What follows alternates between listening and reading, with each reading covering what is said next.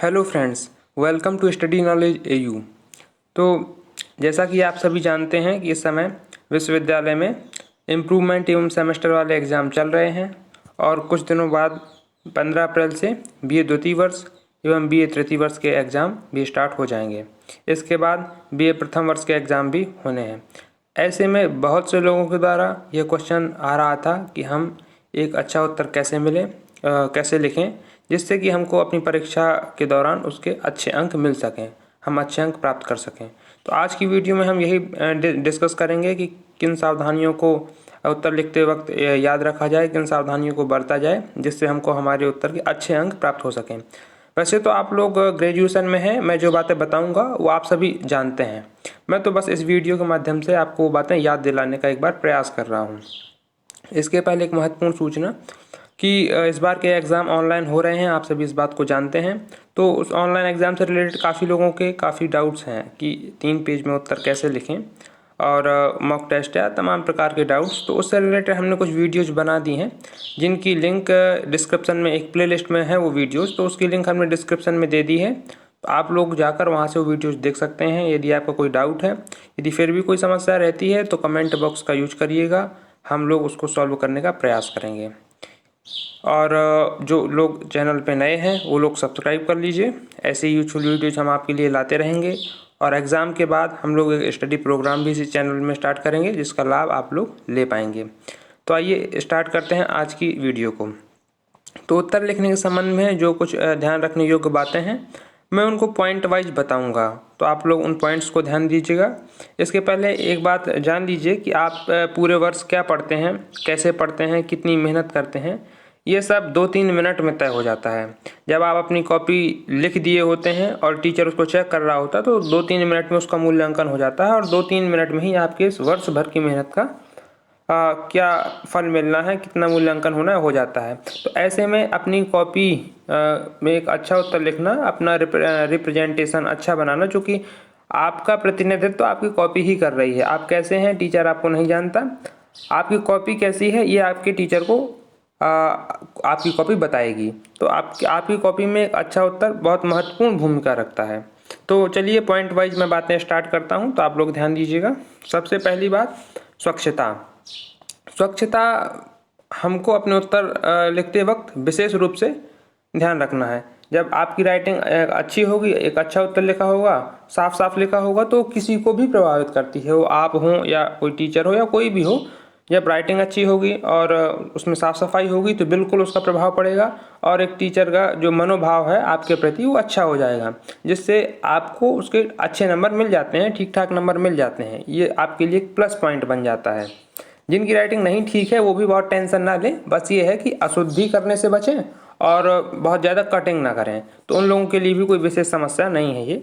इसके बाद दूसरे पॉइंट में हम ले लेंगे कि आप लोग क्वेश्चन जो पूछ रहा है उसी को लिखने का प्रयास करिए। क्वेश्चन से हटकर पेज भरने के चक्कर में अदर बातें नहीं लिखिए। काफ़ी बार क्या होता है कि हमको क्वेश्चन का आंसर नहीं आ रहा होता है और हम पेज भरने के चक्कर में यहाँ वहाँ की चीज़ें लिख देते हैं जो उस क्वेश्चन से रिलेटेड नहीं होती हैं, हटकर होती हैं। तो ये गलत प्रभाव डालती है। यदि टीचर उसको देख लेता है कि ये क्वेश्चन से हटकर ही लिखा है तो वो टीचर समझ जाता है ये घुमाने का प्रयास कर रहा है और इसको उत्तर आता नहीं है इसका। तो ऐसे में आप यदि एक उत्तर को भरने के चक्कर में ऐसा करते हैं तो वो आपके जो 2 और 3 सही उत्तर लिखे हैं उनमें भी उसका कुछ ना कुछ नुकसान पड़ता है। टीचर को तो यही लगता है ना कि ये ठीक उत्तर नहीं लिख रहा है, बस घुमाने का प्रयास कर रहा है। तो ऐसे में आपके अन्य उत्तर भी प्रभावित होते हैं। तो ध्यान दीजिए कि जो क्वेश्चन पूछ रहा है उसको लिखना ही महत्वपूर्ण है। जो जवाब आपसे पूछा जाए वही जवाब लिखिए और यहाँ वहाँ का लिखने की कोई ज़रूरत नहीं है।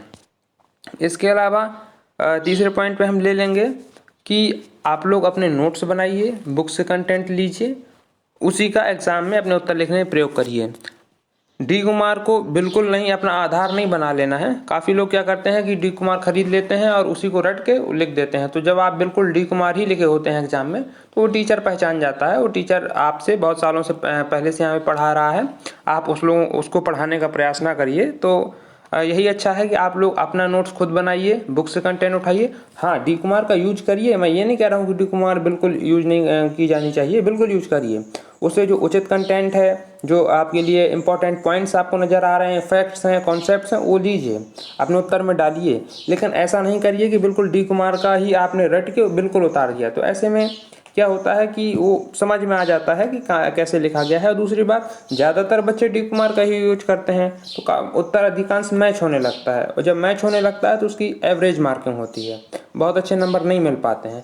हाँ, डी कुमार ऐसा है कि पास तो बड़े आराम से ही हो जाएंगे और डी कुमार से ठीक ठाक नंबर भी मिल जाएंगे, लेकिन आप यदि अच्छे अंक पाना चाहते हैं तो शायद उतने अच्छे अंक आपको नहीं मिलेंगे। तो अपना उत्तर सबसे ज़्यादा प्रभावशाली होता है। इसके लिए ये बात भी ध्यान रखिएगा कि जब आप अपना नोट्स बनाएंगे तो अपने नोट्स को यदि समय रहता है तो एक बार टीचर से चेक ज़रूर करा लें। ऐसे में जो आपकी कमियां होंगी वो एक बार टीचर आपको बता देगा, तो उनको आप सुधार कर लेंगे, जिनकी वजह से एग्ज़ाम में आपका नंबर कटता। तो यदि एक बार टीचर को दिखा देंगे तो कुछ कमियाँ आपकी दूर हो जाएंगी। इसके बाद चौथे पॉइंट में, या जो भी नेक्स्ट पॉइंट हो, उसमें हम लोग ध्यान रखेंगे कि हमको अशुद्धियों से बचना है। हम लोग ग्रेजुएशन में पढ़ते हैं, अब छोटे बच्चे नहीं हैं, तो जो हिंदी लिखने में जो अशुद्धियाँ होती हैं उनसे बचना है। यदि अशुद्ध शब्द लिखेंगे और टीचर उसको पकड़ेगा तो उसका बिल्कुल आपके प्रति मानसिक भाव है जो बिगड़ जाएगा, तो नंबर में कटौती जाहिर सी बात है फिर। तो अशुद्धियों से भी बचना है हमको, बहुत अशुद्धियाँ नहीं करनी है लिखते वक्त। इसके बाद नेक्स्ट पॉइंट में हम ले लेंगे कि पेज को भरने के चक्कर में ऐसा नहीं करना है कि काफ़ी लोग क्या करते हैं, पेज के दोनों ओर से बड़ी बड़ी लाइनें डाल देते हैं और बीच की जगह में उत्तर लिखते हैं। ऐसे में ये लगता है कि आपने पेज को भरने के चक्कर में, पेज को खपाने के चक्कर में ज़्यादा ध्यान दिया है और उत्तर लिखने में कम ध्यान दिया। तो ऐसा नहीं करना है। हाँ, आपको यदि असुविधा होती है लिखने में तो पेज के साइड से लाइनें डालिए, लेकिन वो उचित लाइनें डालिए। ऐसे नहीं कि आप 4-4 इंच या 3-3 इंच की डाल देते हैं और फिर बीच में लिखते हैं। ऐसे में तो फिर यही लगता है कि आप पेज भरने की कोशिश कर रहे हैं, यहाँ पे उत्तर लिखने की कोशिश नहीं कर रहे हैं। पेज भरने से ज़्यादा महत्वपूर्ण ये होता है कि आपका कॉन्सेप्ट क्लियर हो जाना चाहिए। अब वो 1.5 पेज में होता है, 3 पेज में होता है, 5 पेज में होता है, ये उतना मैटर नहीं करता है। जितना मैटर ये करता है कि आपने कॉन्सेप्ट कितना लिखा है। तो इस चीज़ का विशेष ध्यान रखिएगा। इस बार तो हालांकि 3 पेज में ही अपना आंसर लिखना है, तो सभी लोग लिखेंगे। 3 पेज पर्याप्त है लिखने के लिए एक तरीके से। इस पर मेरी एक वीडियो भी बनी हुई है कि 3 पेज में आंसर कैसे लिखें, आप लोग उस प्लेलिस्ट से चाहें तो जाकर देख सकते हैं। इसके अलावा एक पॉइंट और हम लोग ध्यान दे लेंगे कि हम लोगों को अपने उत्तर लिखते वक्त बहुत ज़्यादा कटिंग नहीं करनी है, क्योंकि बार बार शब्द गलत होते हैं। जब हम लिखते हैं तो हम बार बार काटते हैं, जब काटते हैं तो उससे वो गंदगी तरह की दिखने लगती है, जो कि ठीक नहीं है। तो बहुत ज़्यादा काटने से बचिएगा और अपना उत्तर पूरे पेज में लिखिएगा, पूरा पेज कवर करिएगा। स्वच्छता का विशेष ध्यान रखिएगा और अपने नोट्स का ज़्यादा प्रयोग करना है।